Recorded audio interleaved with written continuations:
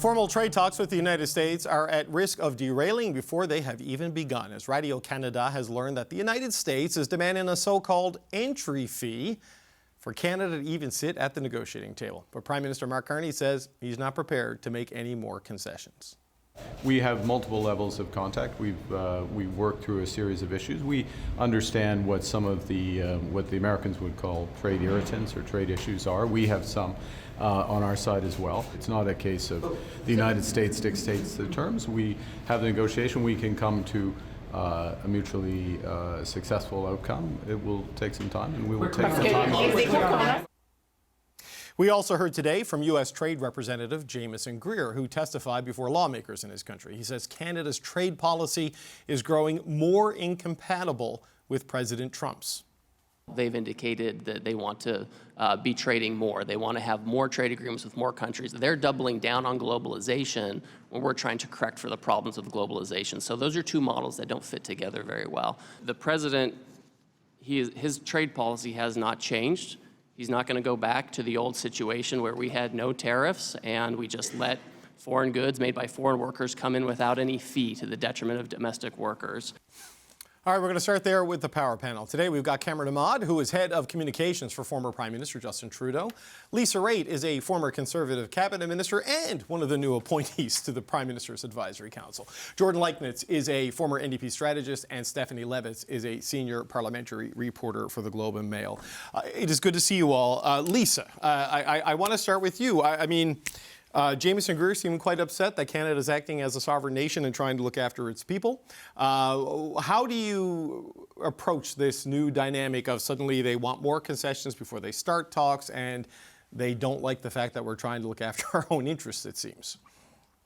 I know, it's so frustrating. I understand, David, that one of the things that really annoys the United States is this ban on American booze on our shelves, and it really gets their goat. But I was thinking about this, before we came on today. Even if the provinces reverse these bans, do you really think Canadians are actually going to buy it? I mean, are they going to be interested in purchasing these brands given what's happening? It'd be an interesting experiment, let's just put it that way. But to answer your broader question, I mean, this is something that's going to have to be the strategy. Prime Minister and his cabinet, they're the ones that are closest to the issue right now, and they're going to have to figure out what buttons they're going to push. But the reality is that we have to go back and chat and talk with them about what kind of renewal or redoing of the agreement there's going to be. July 1 is the date that we're all working towards, but whether or not we're going to hit that date seems to be a mystery as well. Yeah, and, Janice Charette did say that's a check-in, not a cliff, that you can keep negotiating afterwards and still find ways to preserve the deal, because you can do anything at the negotiating table with willing partners. But Cameron, that's the question, right? Doug Ford did tweet today, no booze is going back on the shelves until the tariffs come down, or I guess the Algoma workers go back on the job in Sault Ste. Marie, for example. What do you make of these latest sort of postures and developments we've seen in the last couple of days? Well, I think it's nothing new for this government. Any negotiation or conversation with the U.S. tends to start on these terms, where they try and coerce the trading partner into making concessions right off the bat. I mean, the reality is it's an asymmetric negotiation. It always has been and always will be. And I think the Prime Minister is setting the tone right. He has to get the optics right. He has to make sure that he demonstrates continually that he's fighting for Canada's interests. But at the same time, the coalition building that he's doing is the right approach. And time, hopefully, will be on Canada's side, because as Premier Charette was just talking about, the United States government faces mounting pressures. Americans are facing a cost of living crisis, and there are more and more things that are going to make it difficult for the U.S. government, I think, to maintain this high pressure, coercive approach on us. So if we can manage to keep as Lisa said, conversations going, maintain the dialogue on a respectful basis, but avoid making more concessions, I think that's the best thing that the government can hope to do. But Jordan, it's kind of reinforces that with this administration, their opening demand is almost always capitulation, and that's kind of what they laid out there. You got to give up all the things you did after we started the fight, or we won't talk, right? Yeah. It's a mess. this is a shakedown. That's this is the first clue, right? And we've seen this opening move from Trump before in other negotiations with other countries, and it is very much designed just to put his opponents, and that these are not, he doesn't view this as a trade partner relationships. No, it's not at all. adversarial for him to put them on their back foot. And I think it has been shown in Canada because we have given unilateral concessions, of course, over the last year. We gave up the counter tariffs that had been put in place under Prime Minister Trudeau. We gave away the digital services tax, and it got us absolutely nowhere. So there's all the evidence to suggest that complying with this and going along with it is not the right path, neither to get Trump's attention nor to advance Canadian interests in any way. In this instance, it does look like time is going to be very important for the government. The pressure to come to some sort of an agreement might potentially lessen after the midterms if Trump is weakened. But of course, there's also the risk that in the lead up to the midterms, midterms are not until the fall, until November. So it's a lot of time that Trump, when he feels politically cornered, as he is right now with his approval deep underwater in the U.S., that he could actually become more erratic and become more threatening to Canada during that period. Yeah, look, cornered animals, Steph, they fight hard, right? I just wonder, what do you make of this? Because like every concession becomes the new starting point for another demand, right? Another threshold of appeasement gets demanded and nothing ever comes back. I mean, what do you make of just where this is this week? I mean, I think isn't the point of taking the booze off the shelves to exact pressure? That was the point. And obviously it's working. And it's working in a way that the counter tariffs maybe didn't work, right? You're hitting America in the fields. You're hitting them with the bourbon. Well, Ontario is the biggest bulk buyer of liquor in the world, Except right? for Just because Doug of Ford. Except for Doug. No, but the LCBO. Yeah, I the should be LCBO. more But precise. I mean, yeah. but I think isn't that the point, right? And the point, I think, with the council that Lisa's now been appointed to, the point is to take the message directly to Americans, to circumvent the White House, to circumvent Greer, to circumvent Lutnick, and go to the business communities, go into these little communities that are affected by, sorry, your distillery can't make as much as it used to, and get that message to Congress. So it seems to me like that's actually working right now, and we're in this really funny culture war in a way, right, where it's becoming like booze versus supply management and the Online Streaming Act. It's not about economics anymore, it's about the dominance of a culture. And that's a really hard thing to fight, I think. I think that Canada, when we're talking about the big things on the table, the red lines that Dominic LeBlanc is drawing around supply management, this question about the Online Streaming Act, the protection of Canadian content, that's not steel, aluminum, and softwood lumber. That's more of an existential argument.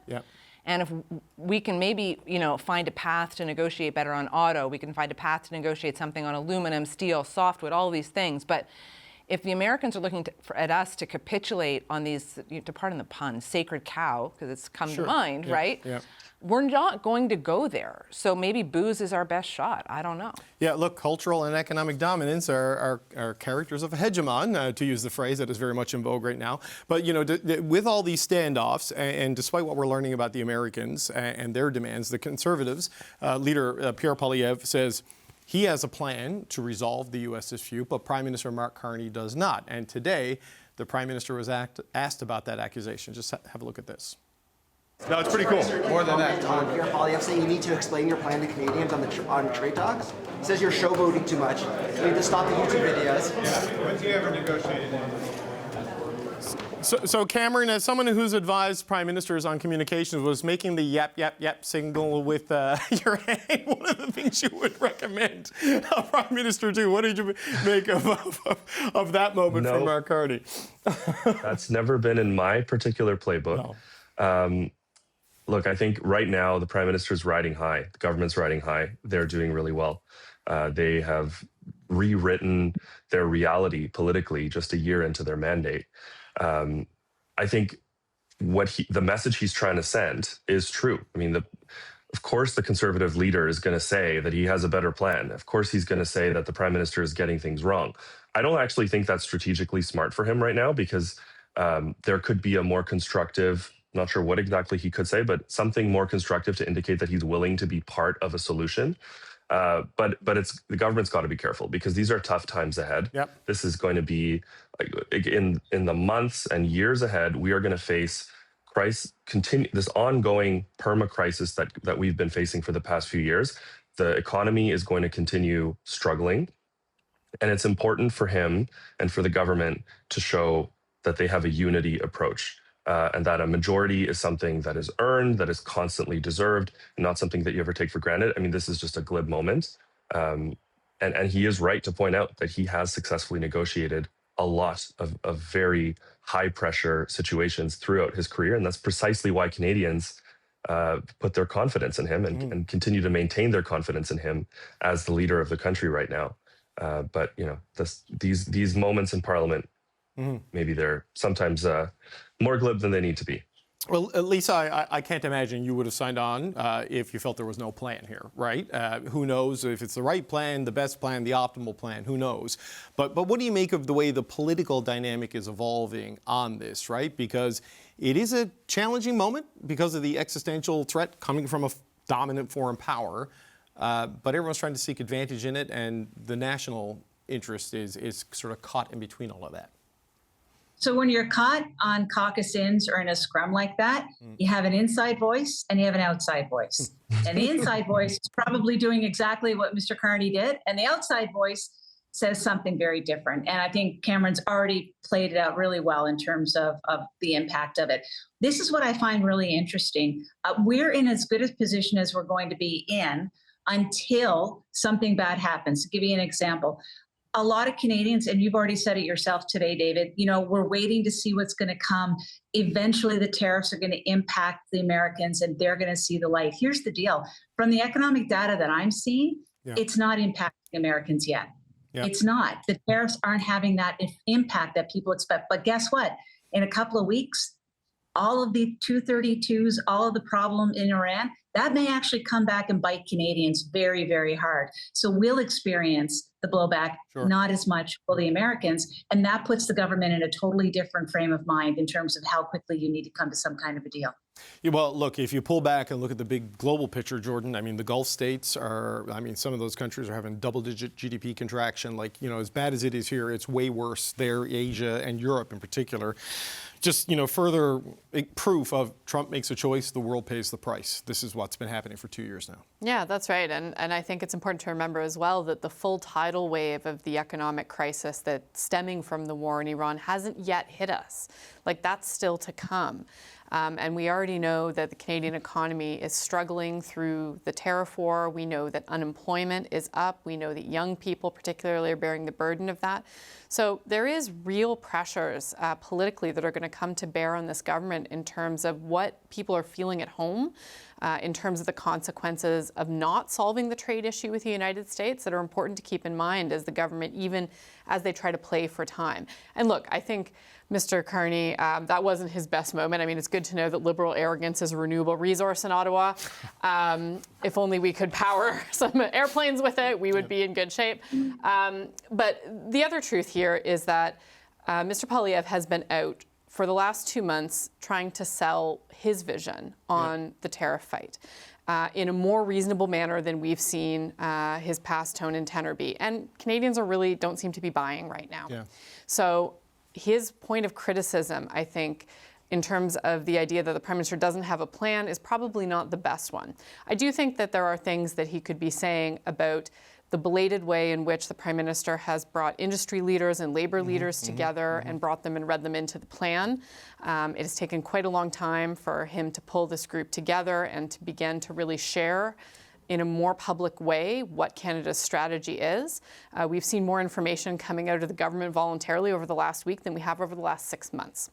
And so that has left a big gap communications-wise for the government there. But I think that Mr. Poilievre has his work cut out for him convincing Canadians on this. Well, look, Steph, there are worse hand gestures he could have made. I'm not going to demonstrate any of them because it's a family show. But what's your take on the political dynamic over the Canada-U.S. file we're seeing between the two main parties? I think we can knit together all of the three things that everyone's already talked about, right? I mean, the question of liberal arrogance always coming back to bite them eventually. This idea that there needs to be a unity government.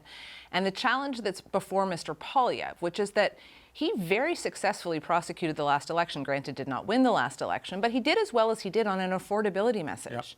And when the 232s come into effect, if you talk to anyone in Windsor right now in the steel industry and the way that they've switched the application of those tariffs, you have folks who make molds, for example, who've seen the price of their product exponentially increase overnight. They're going to go out of business. This isn't just, we're just going to eat it. Right? And so you wonder for Mr. Poilievre, he rightly, I think, got a lot of criticism and scrutiny. Where's your plan? What would you do for Trump? But is this a moment where he's going to have to sort of figure out a way to pivot back around to the thing that was so successful for him in the first place, and the big weakness for Mark Carney? Because when he does a glib thing like that, when he looks to be dismissing the other argument or the other person, it comes back to, with all due respect to Cameron, like a bit of echoes of the Trudeau out of touch thing. Like you don't really understand the people, and people are going to start hurting a lot. And as much as they like the leadership right now, they're responding to Mr. Carney, the daddy vibes or whatever it is. Big Daddy, I think. Big Daddy, I believe it was, when, 50, 60,000 people are suddenly out of work because of those 232s. That's not a joke. That's not a yap, yap, yap. Yep. Yeah. And the key thing is, I think it builds up over time, and it's important. I appreciate what you're saying, Steph, that it is important to keep in mind where you are today, how people see you today is not how they're going to see you in a few months or a few years, especially if things get really tough in the economy. Which is why it's important to be careful about those things. Yeah, they ran into that a little bit with the affordability is at its best point, like trying to highlight progress, but seeming insensitive to the struggle that remains, right? Yeah. Like, look, I've only got about 6 or 7 minutes because just the way the timing is, but I do want to touch on this, and I'm sure Jordan may tee off on this, because now that the Liberals have their majority, I'm going to start with you. They're moving to take more control of the parliamentary agenda. And today, House Leader Stephen McKinnon said he's tabled motion in the coming days. Debate will start tomorrow to give the Liberals the most seats on committees. In Parliament, there is a long-standing principle. A party that has the majority of seats in the House also has a majority in committees. The Prime Minister has been clear. He expects to see a Parliament that delivers results for Canadians. And he expects Liberal MPs to work collaboratively with their colleagues on all sides of the House. So right now, House committees have a roughly even split of Liberals and Conservatives en bloc. And the Conservatives are proposing to keep it that way on the 3 oversight committees, so there is opposition control. And that allows the opposition to hold the government to account, to investigate spending scandals and corruption allegations and ethical violations. This is what Canadians voted for in the last election. They wanted a strong opposition that could act as a check on this Liberal government that has driven up prices, that has caused inflation, that has driven up home prices, and made life so unaffordable for so many Canadians. Okay, Jordan, I will start with you. We've only got time for a quick round on this, but composition was 5 Liberals, 4 Conservatives, 1 bloc for the most part. Now it's going to be 7 Liberals, 4 Conservatives, and 1 bloc. What do you make of the 7-5 split here? Well, I mean, I think I'm not too bent out of shape about it. It makes sense that the committees would reflect the composition of the House. I think the second renewable resource in Ottawa these days is Conservative complaining. And we certainly have seen a lot of it today. I don't think it's very good for them. It's really big loser talk for them to be complaining over some of these things. The reality of the matter is that over the last year, they actually have not been doing too much to stymie things at committee because they were afraid of potentially triggering an election. So I don't think things are going to actually change all that much. It might get worse now if they don't have to fear it, That's right, because now they can feel free to oppose without any electoral consequence. So I'm not sure they're actually all that unhappy about this. I don't think that things are going to change too much in terms of how committees are working, but I do think this places a lot more pressure on the government now to deliver, because they have the majority on committees, they have the majority in the House. There's now nothing stopping them in Parliament from advancing their agenda, and so they're going to need to show some results. Steph, the Liberals did last year agree with unanimous consent that, notwithstanding past precedent of the House, that the even split would stay in place for the duration of the 45th Parliament, and here they are changing it at the first opportunity. Cost for that? Well, and just for fun, what if they lose the majority? And I'm just gonna I'm gonna put that out there, right? This is not like a massive majority. But nobody will take floor crossers now. This is an awful thing to do, right? So silly. You never know. If you ask Blanchette, the bloc could be ready. Yeah, maybe. But what if this is a slim majority government? Anything is possible. Nader Smith steps down. Someone else wins that by-election. Like Conservative MPs say, to hell with this. I'm out of here. Like anything is possible. So that's for one.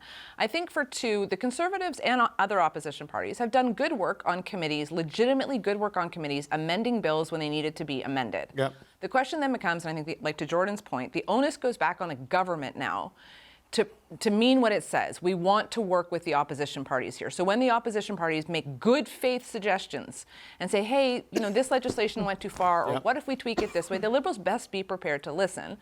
And this notion that the Liberals filibuster and the oversight committees that Mr. Scheer was talking about, you talked about on your last panel, the Champagne.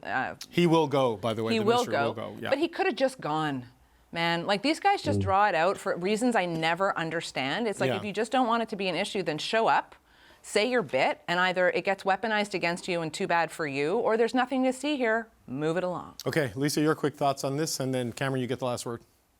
Yeah, we can tie this together with our opening discussion about the Prime Minister's comments going up the stairs, where he said, yap, yap, yap, what has he ever negotiated with this situation, which is, if they do end up having all of this power, is that how they're going to treat the committees as well? Because that's how he's treating the opposition right now in terms of giving advice on what's going to happen vis-a-vis the United States.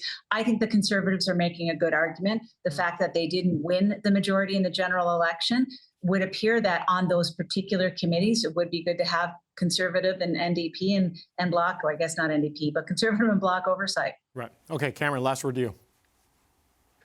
Look, the Prime Minister can absolutely make the argument that he has a majority. He's going to make Parliament. He's going to use that majority to make Parliament and committees more effective and more productive. At the same time, he has to show that, as Steph said, when the opposition has good faith, legitimate suggestions and amendments to make on their legislation, they're going to accept it. And I think that's the balance they're going to have to strike. And there is a risk if they don't do that it slowly chips away and demonstrates that they're not actually acting in good faith in the unity style that they preach,